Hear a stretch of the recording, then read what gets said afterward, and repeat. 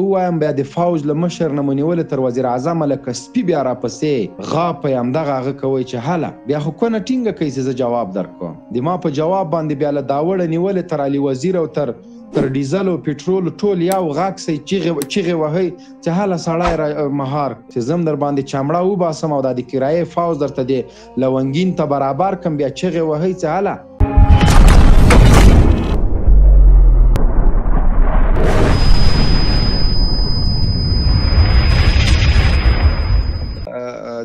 دلته د ځوانانو څو قسمه کار وکړه یا اوس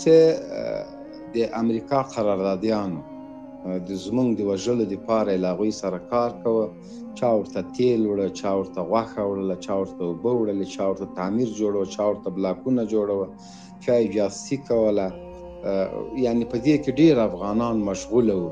چا یې په بیسونو کې کار کوه چا یې په کنارابونو کې کوه چا یې په کالي مینځل چا یې پتلون مینځه هغه مکمل بېکاره شول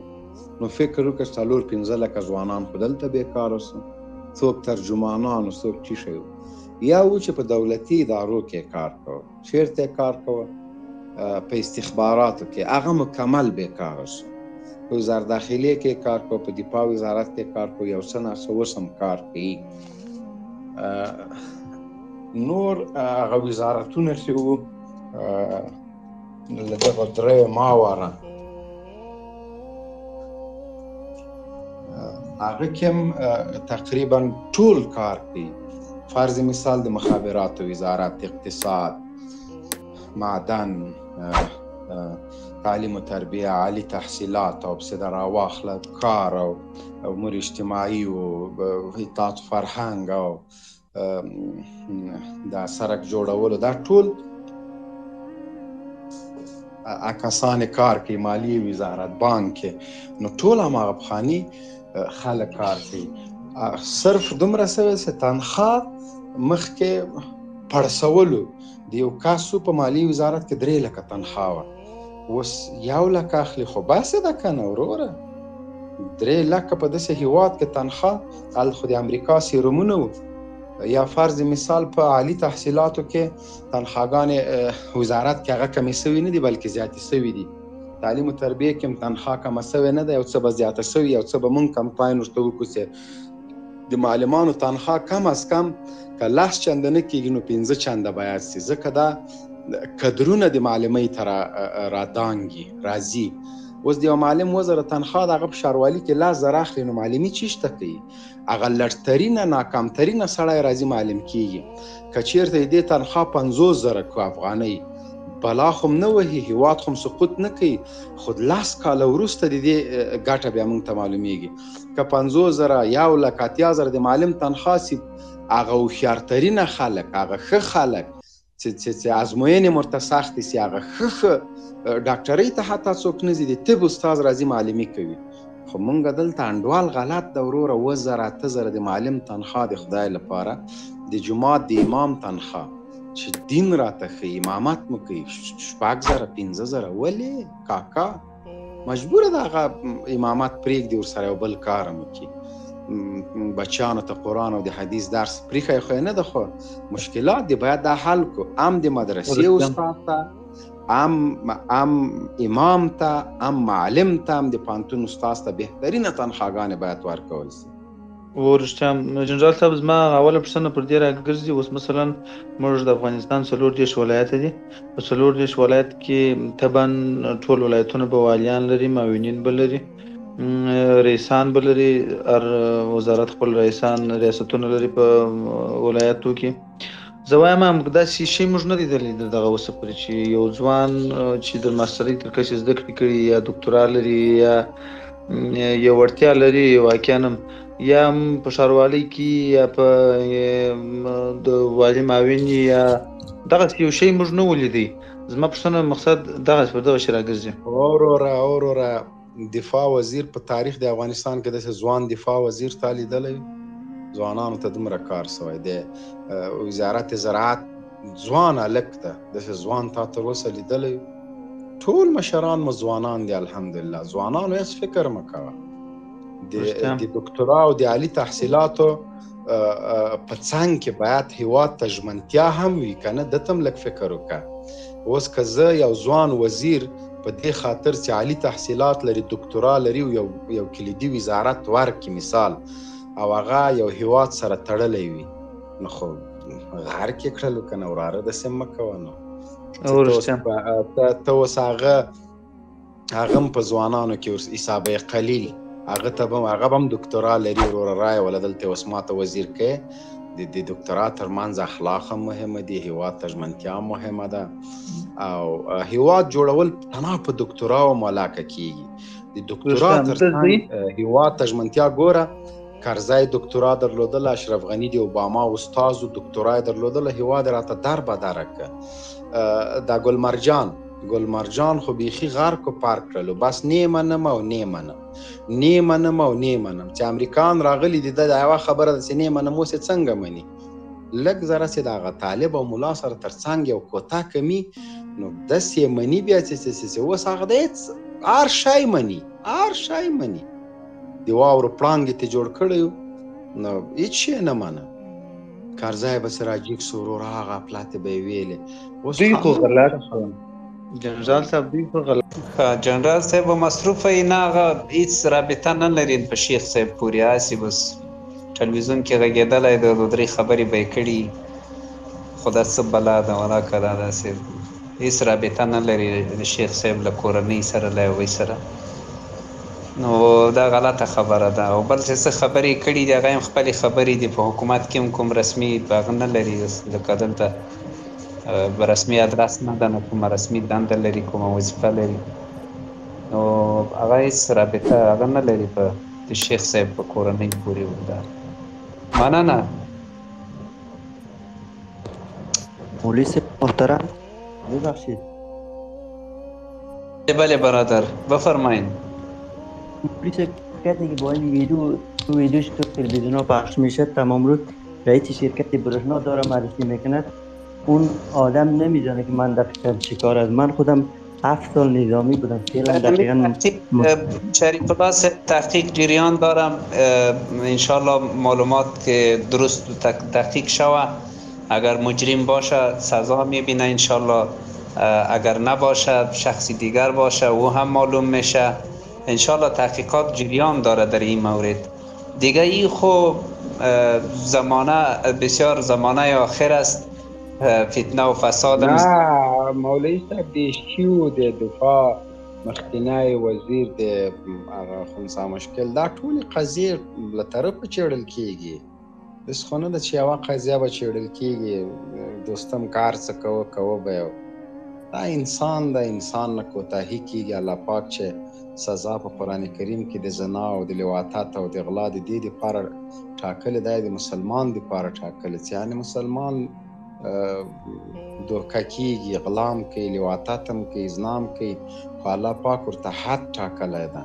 چې باید حد پرې باندې جاري سي نو اوس که دا شی نه وای انسان نه خطا نه کېدلی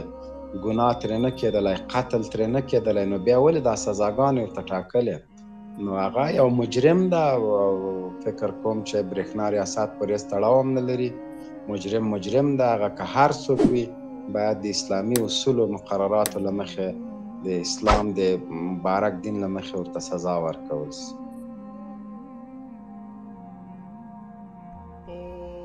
بالکل جنرال صاحب بالکل ښه نو عبدالقادر احمدزی صاحب مهرباني که تاسې خپلې خبرې وکوئ مهرباني السلام علیکم ورحمت الله وبرکاته مننه کوم قدرمن صاحب برک او قدرمن جنرال صاحب او په سپیس کې ټولو عزتمندو او مشرانو خویندو ورونو ته سلامونه احترامونه وړاندې کوم او د ستاسو ټولو په اجازه باندې غواړم د نن موضوع په رابطه چې جنرال صاحب دلته موږ سره حضور لري لکه څنګه چې جنرال صاحب په هر اړخیزه رڼا واچوله موږ هم خپل یو لنډ نظر ولرو درنو عزتمندو جزئي مسایل په ټولنه کې ډېر وي چې هغه د کلي مسایلو پورې تعلق لري موږ باید همیشه په کل کې د یو نظام پالیسي استراتیژي هغه باید په نظر کې ونیسو د افرادو اشخاصو اعمال افعال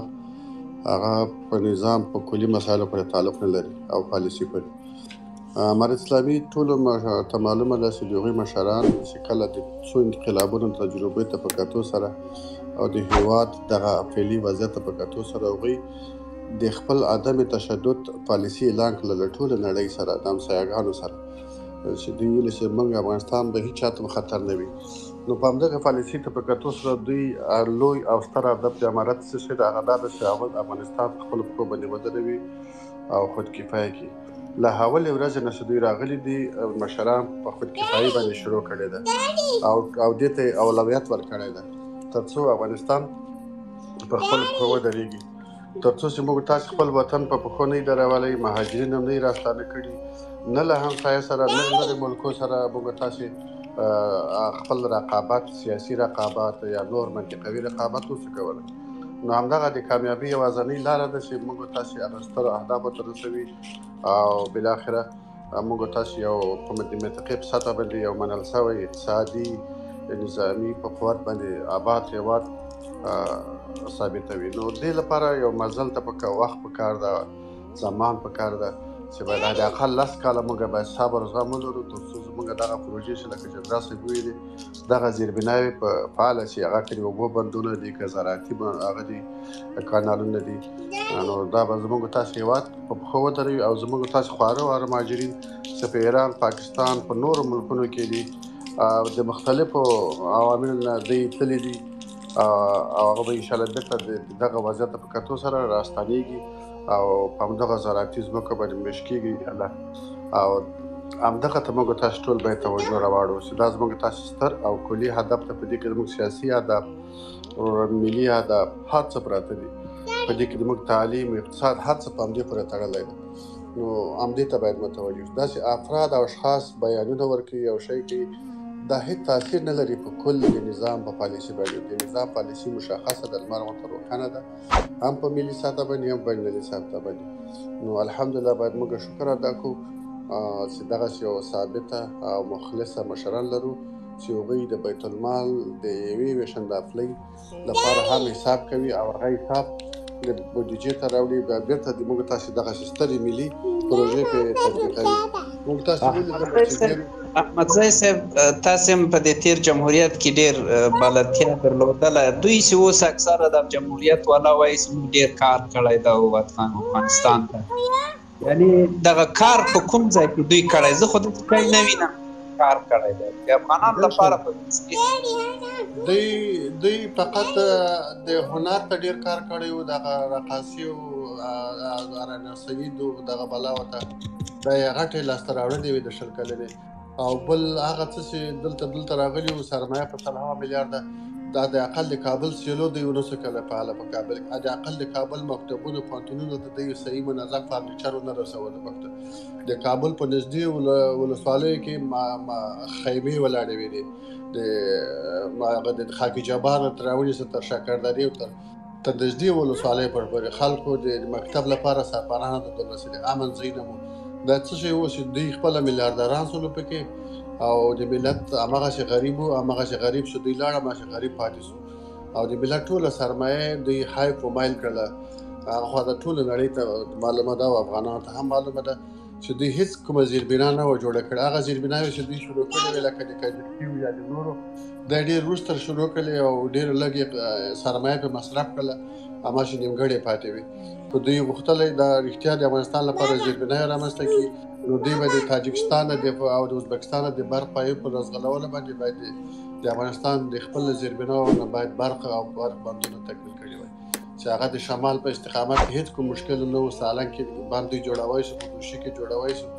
هیڅ بهانه نه و موجوده، مګر دوی نه جوړول. د تورن اسماعیل خان ټول قراردادونه د وارداتي برق لپاره له بیرونه وکړل، موږ یې په یو واردات مصرفي هېواد باندې تبدیله کړو. نو دا مسایل وو. خو اوس هغه لاړله، اوس موږ ته څه راپاتې دي او الحمدلله موږ هر څه لرو. امن ته ضرورت ده، د هیچ چا سره همسایګانو سره رقابت نه کوو. اوس د رقابتونو وخت نه ده، اوس د زغم، د صبر، د حوصلې او د عقلانیت وخت ده چې موږ په قرار سره اول خپل ملت خپل پښو باندې ودرو، خپل مهاجر راستانه کړو، بیا د هر چا سره رقابت کوی شو.